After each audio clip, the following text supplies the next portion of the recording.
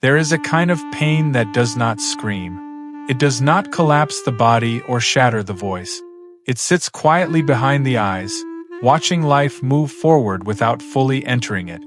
For years, everything may have looked fine. Days passed. Conversations happened.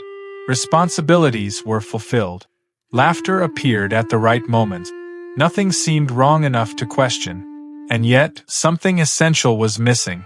Not sadness, not happiness, but the ability to feel either one deeply. Emotional numbness is rarely dramatic. It does not announce itself as suffering.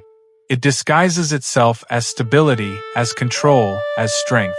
It convinces the world, and often the person living inside it, that nothing is wrong.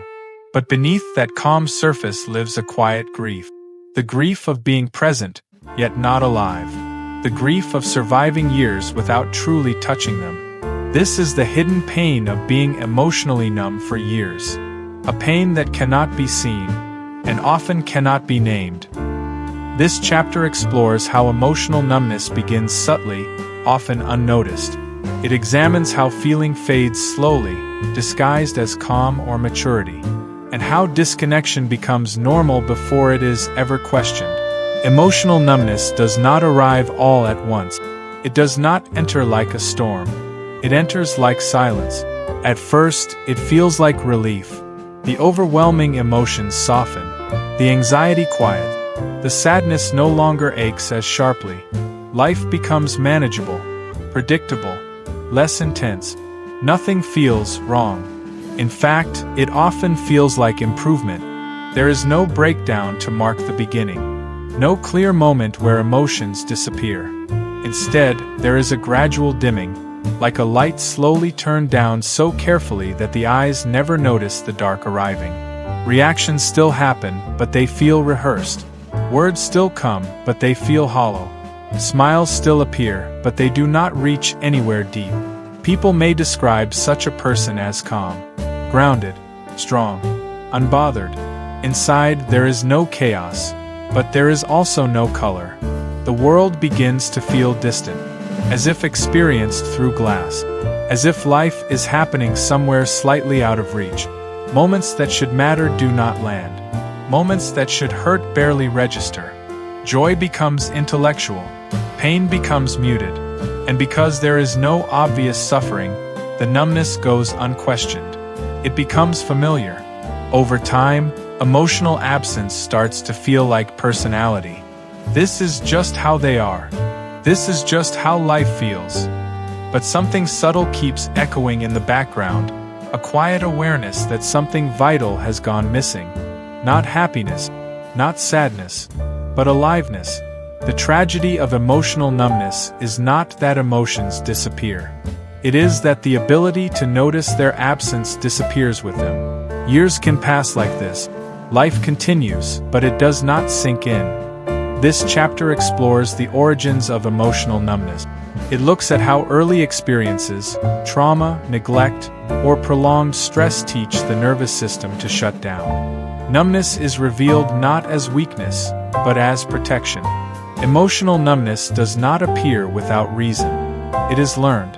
At some point, feeling became dangerous, not always in obvious ways, not always through dramatic trauma, often through repetition, through silence, through environments where emotions were ignored, dismissed, punished, or simply too much to carry.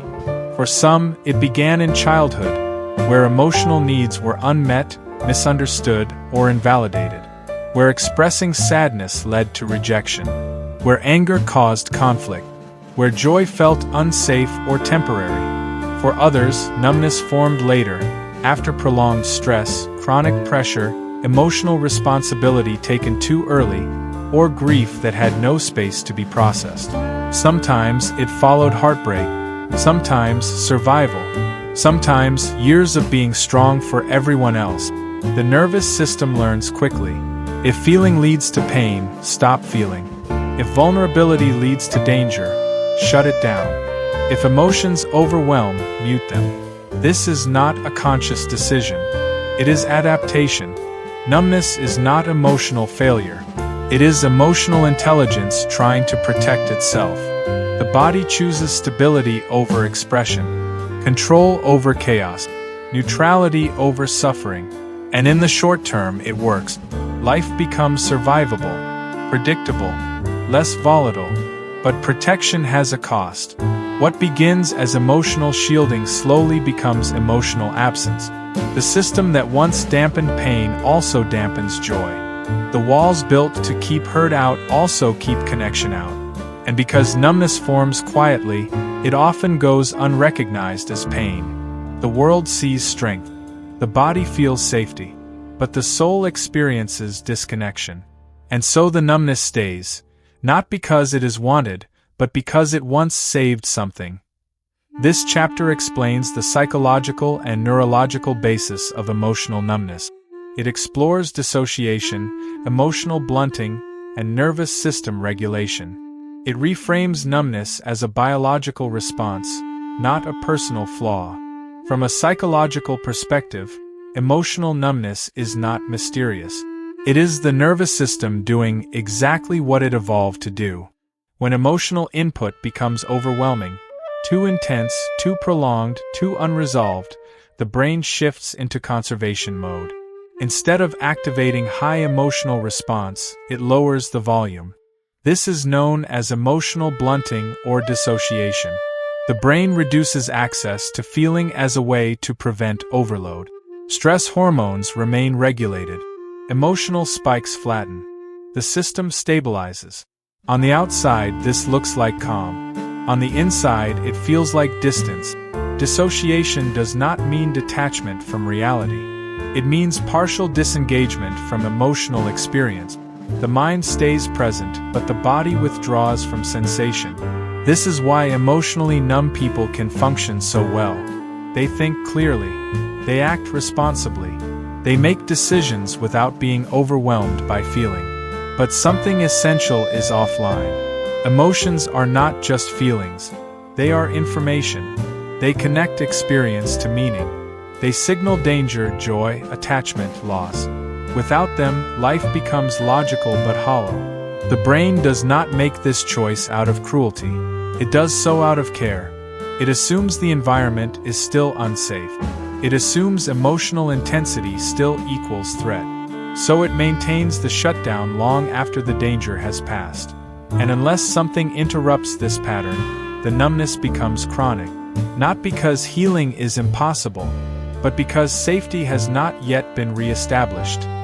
This chapter explores the internal tension created by numbness, the desire to feel again versus the fear of what feeling might bring. It examines shame, frustration, and the belief of being broken. Living emotionally numb creates a quiet inner conflict. On one side, there is longing, a desire to feel something, anything, deeply, to connect, to be moved, to experience life fully instead of observing it. On the other side, there is fear. Fear that feeling will unleash pain long buried. Fear that emotions will overwhelm. Fear that opening the door again will destroy the fragile balance that has kept life manageable. This tension creates frustration. Why can others feel so much? Why does nothing reach this place inside? Why does life feel muted? Shame often follows. A belief forms that something is wrong, broken, irreversible. That emotional absence means emotional deficiency. But numbness is not emptiness. It is containment. Behind the numbness, emotions still exist. They are not gone. They are held back, waiting for safety, permission, gentleness. The conflict persists because part of the system still believes numbness is necessary. And so the door remains closed, not locked, but guarded. This chapter marks the turning point. Awareness. The realization that numbness is not identity, but adaptation. That emotional absence is a message, not a verdict. Awareness does not arrive dramatically. It arrives quietly. A moment where numbness is finally noticed, not as normal, but as something learned. Something that once protected, but no longer serves. This recognition does not bring instant feeling. It brings understanding. Understanding that numbness has a history, that it has reasons, that it formed intelligently, And with that understanding comes compassion. Not toward the numbness, but toward the system that needed it. This is not the moment emotions return. It is the moment blame dissolves. The realization settles in. Nothing is broken. Nothing is missing forever. Nothing needs to be forced. The numbness was never the enemy. It was a response. And responses can change. This chapter explores emotional reintegration. How feeling returns slowly, safely, and unevenly. It emphasizes patience, safety, and gentleness. Healing from emotional numbness does not look like sudden intensity. It looks like subtle presence. A brief moment of sadness that lingers. A small wave of joy that surprises. A tear that appears without warning. Feeling returns in fragments, not floods. The nervous system does not open all at once. It tests. It observes. It checks for safety. And safety is not created through pressure. It is created through permission. Permission to feel slowly. Permission to stop if overwhelmed. Permission to exist without performance. There is no urgency. Emotions are not a destination. They are a relationship, and relationships rebuild through trust. This final chapter offers a poetic reflection on life beyond numbness. Not emotional intensity, but emotional truth. A quieter, deeper presence with life. Aliveness does not mean constant emotion. It means authenticity. It means sadness when sad. Joy when joyful. Neutrality when nothing needs to be felt. It means presence without armor. Life becomes textured again, not louder but deeper. And numbness no longer defines existence. It becomes a chapter, not the story. A life once lived behind glass slowly opens to touch.